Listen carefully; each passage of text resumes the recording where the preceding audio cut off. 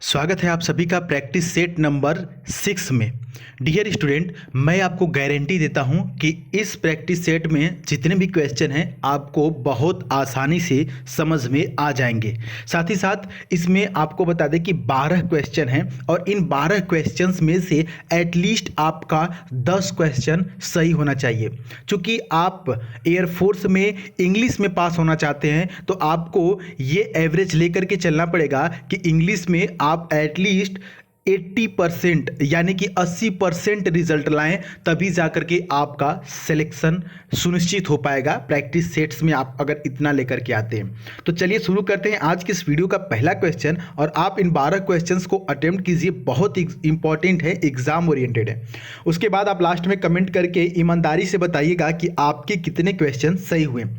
Dear student, पहला question यहाँ पर है, best expresses the meaning idiom and phrases. तो ये जो सामने आपके लिखा हुआ है new kid on the block, इसका इडियम आपको बताना है, इसका मतलब क्या होगा। देखिए, कहने की कोशिश कर रहा है कि इलाके का जो नया बच्चा है, जैसे आपके इलाके में कोई नया बच्चा आया, उसको क्या बोलते हैं? उसको बोलते हैं और new Qamar. Option number D is right है। न्यू कमर का मतलब नया आने वाला। इसको अजनबी भी बोल सकते हैं, अननोन भी बोल सकते हैं और स्ट्रेंजर भी बोल सकते हैं। ठीक है, आगे बढ़ते हैं। बहुत महत्वपूर्ण क्वेश्चन आज की इस वीडियो में हम लेकर के आए हैं आपके लिए। अगला जो क्वेश्चन है इसमें लिखा हुआ है a person who applies for a job or is nominated for election. कह रहा है ना कि एक व्यक्ति जो नौकरी के लिए आवेदन करता है या चुनाव के लिए नामांकित करता है उसको क्या बोलते हैं? तो डियर स्टूडेंट, उसको बोलते हैं candidate. Option number A is right here. Candidate का मतलब होता है उम्मीदवार। देखिए, अगर आप जैसे पहले हम लोग के टाइम में एयरफोर्स में जब आप एग्ज़ाम देने जाते थे तो एयरबेस पर जाना पड़ता था, मतलब कि जहाँ एयरबेस सेंटर होता था, जैसे 4AC 6AC, जैसे बनारस में भी है, कानपुर में भी है, वहाँ पर कलकत्ता में भी है ना, बैरकपुर जो है। तो ऐसे ऐसे जगहों पे हम लोग को जाना पड़ता था एग्ज़ाम देने के लिए। तो वहाँ पर जो एयरफोर्स ऑफिसर होते थे और जो विंग कमांडर होते थे उनकी देख रेख में होता था। तो वो लोग हम लोग को, मतलब जितने भी वहाँ पर स्टूडेंट थे, उनको ना ही उनके नाम से बुलाते थे, ना ही ये बोलते थे कि ये लाल शर्ट इधर आओ, पीला शर्ट इधर आओ, काला शर्ट इधर आओ। ऐसे नहीं, वो लोग कैंडिडेट कह के संबोधित करते थे। ठीक है, तो कैंडिडेट का मतलब होता है उम्मीदवार।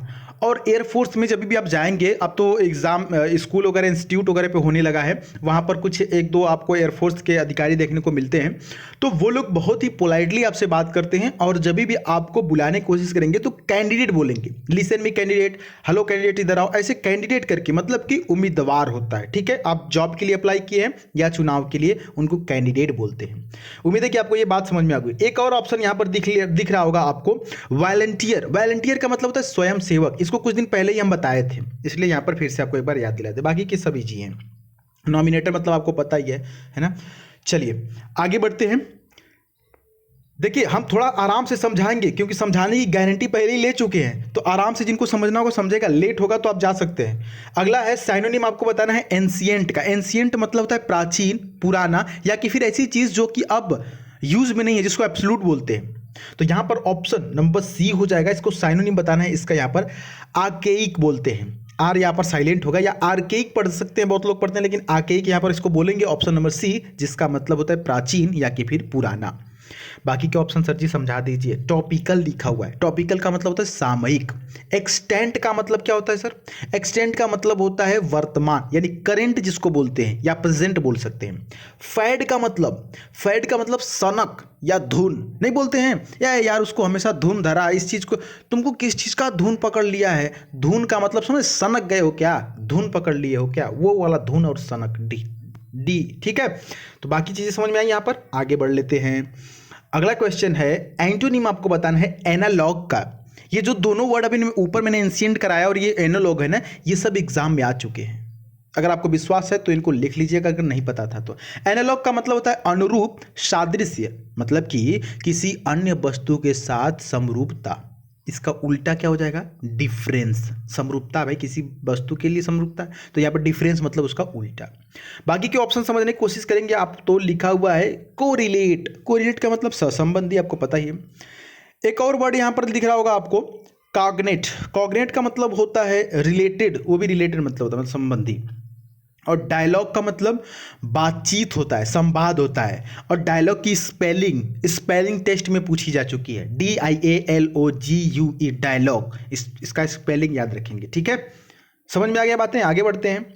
अगला देखिए, best expresses the meaning of the idiom. ये ईडियम बहुत खतरनाक है, ये कई बार आपके एग्जाम में आ चुका है। लिखा हुआ है a hot potato, a hot potato. एक चीज और ध्यान दीजिएगा, ये जो पटेटो लिखा है ना, इसको बहुत लोग पोटैटो पढ़ते हैं, पो नहीं होता है, पटेटो।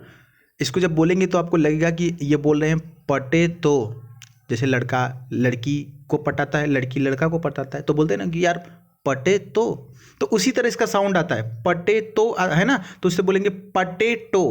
पटेटो, पटेटो मीन्स आलू, इसका जो सही प्रोनाउंसिएशन है पटेटो, ठीक है। तो यहां पर क्वेश्चन ये है कि हॉट पटेटो का मतलब क्या होगा सर। इसका मतलब होता है ना, ऑप्शन सी पहले यहां पर बता दे कुछ सही है, और आइए इसको आपको एक्सप्लेन कर देते हैं। A controversial situation which is awkward to deal with. इसका मतलब होता है एक ऐसी स्थिति या कि फिर विषय जिसके बारे में लोग दृढ़ता से असहमत हैं और उससे निपटना अजीब हो।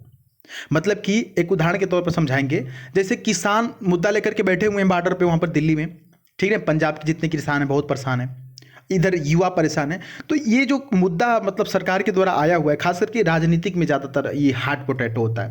तो अब क्या है कि ये जो मुद्दा है ना, ये लोग इसको एक्सेप्ट नहीं कर रहे हैं, दृढ़ता से असहमत हैं इस चीज़ से, लेकिन इससे निपटना भी काफ़ी मुश्किल है, ठीक है। जैसे बोल सकते हैं कि जो किसान का मुद्दा है उसको बोल सकते हैं कि now a days it is a hot potato, बोल सकते हैं it is like a hot potato. समझ में आ रहा है बात, चलिए आगे बढ़ते हैं। अगला जो है यहाँ पर करेक्ट स्पेलिंग बताना है आपको, ठीक है। इन चारों में से कौन सी स्पेलिंग सही है, ध्यान से देखेंगे और पढ़ेंगे तो आपको समझ में आएगा कि लिखा जा रहा है रेफ्रिजरेटर। तो रेफ्रिजरेटर की जो सही स्पेलिंग होती है, ये ऑप्शन नंबर डी यहाँ पर सही होगा, REFRIGERATOR। रेफ्रिजरेटर का मतलब फ्रीज होता है, फ्रिज जो घर में रखते हैं वही फ्रिज, रेफ्रिजरेटर।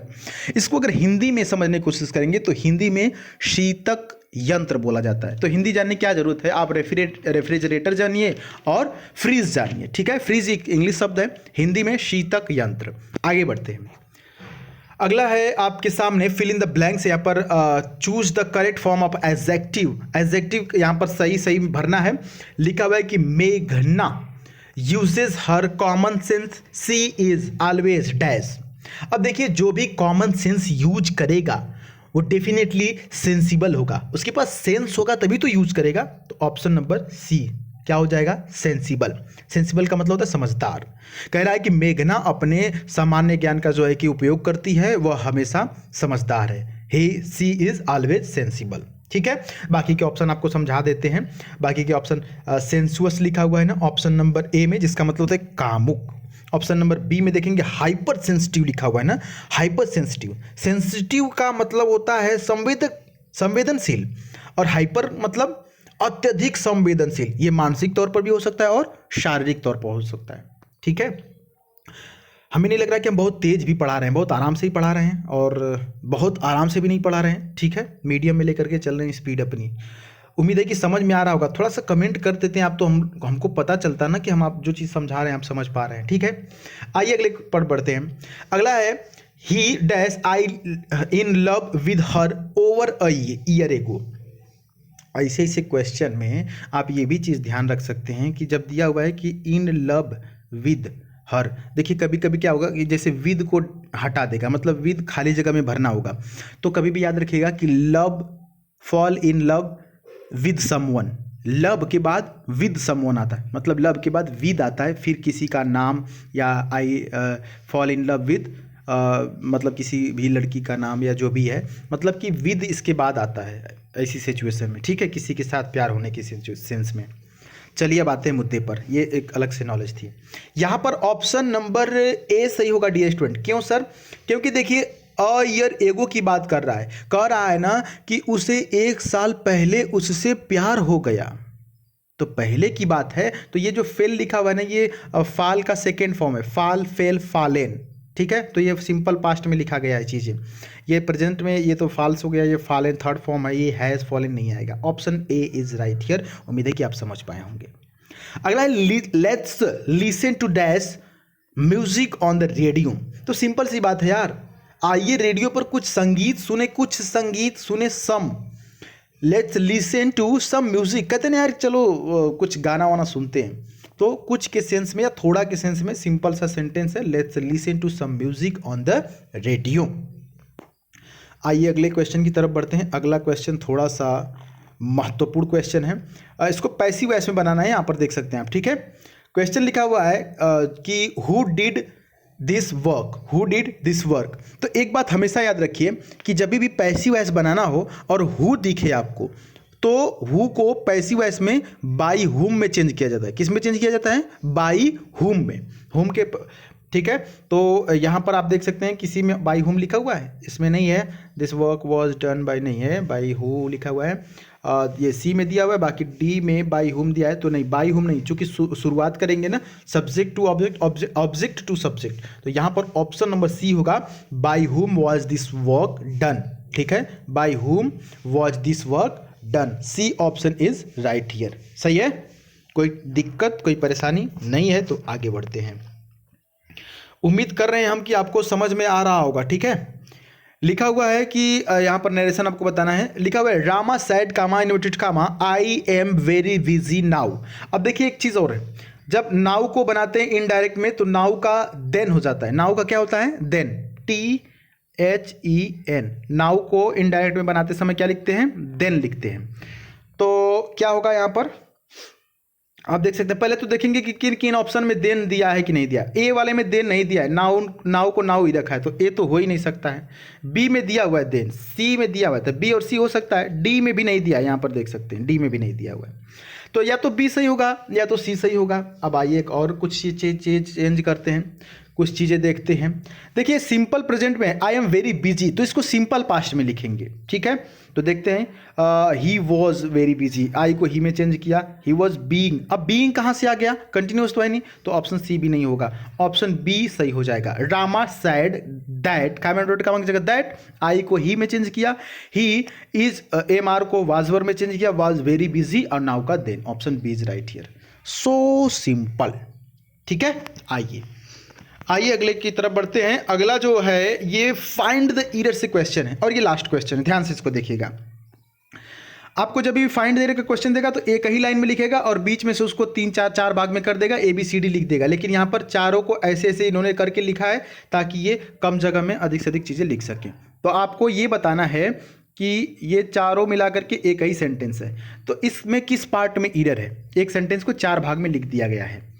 लिखा हुआ है कि his maternal uncle have passed away at Gwalior in Madhya Pradesh. क्या गलत हो सकता है? ध्यान से देखिए इस क्वेश्चन को, थोड़ा सा समय लेंगे इस पर। एक बात आपको बता दें कि मैंने आपको बताया था कि छोटी जगहों के पहले एट का प्रयोग करते हैं, तो ग्वालियर के पहले एट का प्रयोग किया गया है, बिल्कुल सही है। क्योंकि ग्वालियर छोटा नहीं है, लेकिन मध्य प्रदेश के सेंस में ग्वालियर छोटा है और मध्य प्रदेश बड़ा है, तो बड़ी जगहों के पहले इन का प्रयोग करते हैं, तो ये तो बिल्कुल सही है। इन मध्य प्रदेश, ये तो बिल्कुल सही है। और एट ग्वालियर, ये भी सही है। गलती अगर है कहीं तो ये है हैब में गलती है, क्योंकि हैब नहीं होगा, यहाँ पर क्या होना चाहिए? HAS होना चाहिए। क्यों सर? क्योंकि हिज मैटरनल अंकल सिंगुलर है ना, जब सब्जेक्ट सिंगुलर है तो हेल्पिंग वर्ब भी सिंगुलर ही आएगी, तो हैव नहीं बल्कि हैज।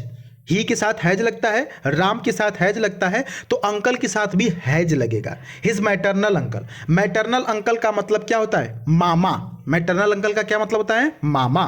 तो ऑप्शन बी यहां पर सही है, हैव नहीं बल्कि हैज होना चाहिए था। आइए एक और बात समझा दें आपको, एक और बात सुन के जाइएगा। देखिए एक शब्द होता है मैटरनल, ये बात अगर समझ लेंगे तो आपको बहुत आसानी होगा। मैटरनल कहीं भी लिखा होगा तो इसका मतलब होगा कि माँ से संबंधित कोई भी चीज़। किससे संबंधित? माँ से संबंधित। मामा किससे संबंधित है? माँ से, क्योंकि माँ के भाई हैं मामा। जो आपके मामा है वो आपकी माँ के भाई हैं, तो माँ से संबंधित मैटरनल अंकल। एक होता है शब्द पैटर्नल, ठीक है, पैटर्नल शब्द होता है, एक पैटर्नल शब्द होता है। तो पैटर्नल का मतलब होता है पापा, मतलब पिता से संबंधित, PATERNAL, पैटर्नल मतलब पिता से संबंधित। कहीं भी पैटर्नल लिखा होगा तो समझिएगा कि पिता से संबंधित कोई बात कह रहा है। जैसे पैटर्नल अंकल मतलब चाचा, वो चाचा जो आपके पापा के भाई हैं, ठीक है, मैटरनल अंकल, और सॉरी पैटर्नल अंकल, ठीक है। अब जैसे पिता की तरह आपकी कोई देखभाल करता है तो आप उसको बोलेंगे पैटर्नल केयर।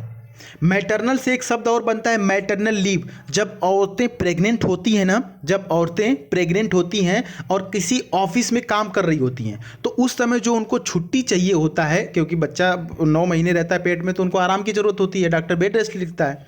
तो जब उनको छुट्टी चाहिए होती है तो वो मैटरनल लीव का एक लेटर लिखती हैं।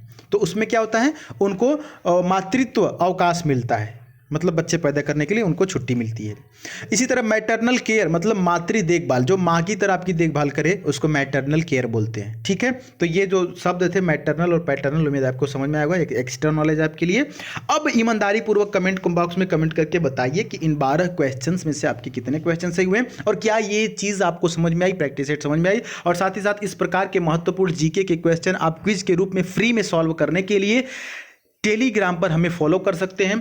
लिंक डिस्क्रिप्शन में देख सकते हैं कितने इंपॉर्टेंट क्वेश्चन यहाँ पर हम आपको आज ही सुबह यहाँ पर पोस्ट किए थे और काफ़ी बच्चों ने इसमें भाग लिया और जिसमें कि इतने बच्चे सही किए, ठीक है। उम्मीद है कि आपको सारी चीज़ समझ में आई होगी। तो पॉजिटिव रिजल्ट के साथ वीडियो को लाइक करिए। मिलेंगे फिर अगली वीडियो में, तब तक के लिए जय हिंद, वंदे मातरम।